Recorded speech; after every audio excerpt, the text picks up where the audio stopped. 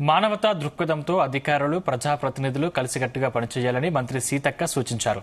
అలా చేయడం వల్ల అర్హులైన ప్రతి ఒక్కరికి ప్రభుత్వ సంక్షేమ పథకాలు అందుతాయని తెలిపారు. ప్రజలు ఎదుర్కొనే ప్రతి సమస్యపై స్పందించి వాటికి పరిష్కార మార్గాన్ని చూపించాలన్నారు. కామారెడ్డి జిల్లా కేంద్రంలో పర్యటించారు మంత్రి సీతక్క. ఈ సందర్భంగా కామారెడ్డి కలెక్టరేట్ కార్యాలయంలో ఏర్పాటు చేసిన సమీక్షా సమావేశంలో పాల్గొని మాట్లాడారు. ప్రభుత్వ అధికారులు ప్రభుత్వానికి ప్రజలకు మధ్య వారధులుగా ఉండాలన్నారు.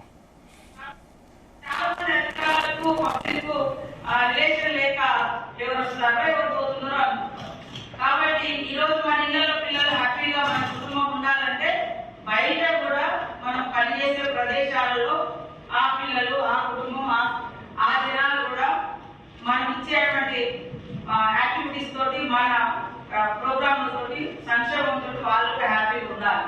కాబట్టి నా పొద్దున 10 గంటలకు వచ్చినామా సాయంత్రం 5 గంటలకు వెళ్ళినామా అనేది చూసుకుంటే పుట్టుకలకు గిట్టుకలకు మధ్య మీరు డ్యూటీలో జాయిన్ అయిన తర్వాత రిటైర్మెంట్ అయ్యేంత వరకు ఏం సాధించినాం మనదంటే ఏముంది ఇక్కడ అని వెళ్తా చూసుకుంటే ఏం భయపడదు. కాబట్టి ఖచ్చితంగా మనం అంటూ ఏదో కేవలం డ్యూటీ లాగానే కాకుండా మనసు పెట్టి పనిచేయండి. మార్పుకు నాంది పలుకుదాం.